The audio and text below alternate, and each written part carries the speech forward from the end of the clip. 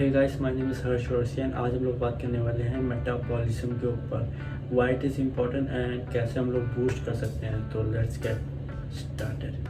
तो अगर मैं सिंपल शब्दों में समझाऊँ तो मेटाबॉलिज्म जितनी भी हमारी केमिकल रिएक्शन हमारी बॉडी के अंदर हो रही होती है उसे मेटाबॉलिज्म बोलते हैं। ऑल्सो कुछ लोग उसे metabolic rate and the amount of calories burn भी बोलते हैं। एंड मेटाबॉलिज्म जितनी हमें केमिकल रिएक्शन हो रही होती है वो हमारी बॉडी को अलाइव रखने के लिए और हमारी बॉडी के जितने फंक्शन हो रहे हैं उसको करने के लिए इम्पॉर्टेंट है।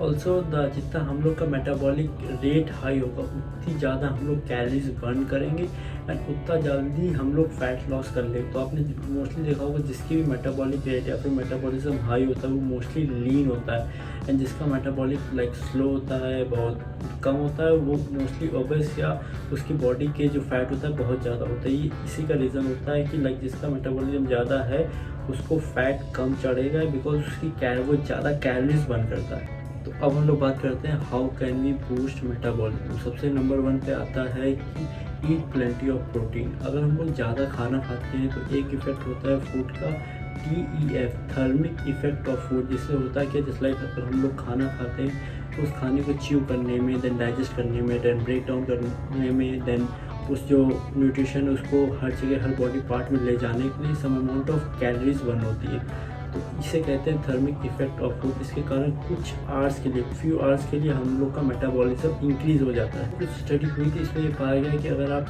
लीन प्रोटीन या फिर प्रोटीन सोर्स खाते हैं हर मील में तो नियर अबाउट 15 to 30% आपका मेटाबॉलिक रेट हाई हो जाता है। बिकॉज प्रोटीन को डाइजेस्ट करने में थोड़ा टाइम लगता है, थोड़ा कॉम्प्लेक्स होता है बॉडी को as compare to carbs and fat, जिसके कारण ज़्यादा एनर्जी लगती है, ज़्यादा कैलोरीज बर्न होती है प्रोटीन को डाइजेस्ट करने में। हम लोग का मेटाबॉलिक रेट प्रोटीन खाने से इंक्रीज़ हो जाता है। तो सेकंड पॉइंट आता है ड्रिंक मोर वाटर। तो कुछ स्टडी हुई थी, इससे पाया गया अगर आप 500 ml of water near about पीते हैं तो जिसके कारण 10 to 30% आपका मेटाबॉलिज्म 1 घंटे तक इंक्रीज हो सकता है।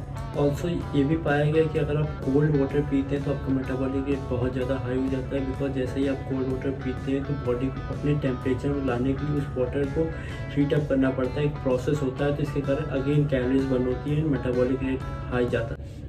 And the last point is weight training. Weight training because अगर आप एक बंदा वेट ट्रेनिंग कर रहा है तो उसकी मसल्स डैमेज हो रही होंगी, उसकी बॉडी में वेयर एंड टियर हो रहा होगा, उसके बाद बॉडी उतना फूड डिमांड करेगी। अब जब बंदा फूड देगा तो उसके बाद अगेन प्रोसेस होगा फूड, उसमें कैलोरीज बर्न होगी एंड अगेन जब बंदा रात को सोएगा एट द रिकवरी होगी एट स्लीपिंग टाइम तो अगेन उस particular amount of calories burn होगी ड्यूरिंग स्लीप। अगेन इसमें भी एक प्रोसेस है, इसमें लॉट्स ऑफ कैलोरीज बर्न होती है। तो ये कुछ रीजंस हैं इसके कारण आपका मेटाबॉलिक रेट हाई हो सकता है। एंड ऑल्सो ये सिर्फ 3 रीज़न नहीं, और भी बहुत सारे रीज़न हैं मेटाबॉलिक रेट हाई करने के। आप जस्ट गूगल करके देख सकते हैं। तो अगर आपको ये वीडियो अच्छी लगी हो do like and subscribe and thanks for watching. I Harsh Joshi signing off.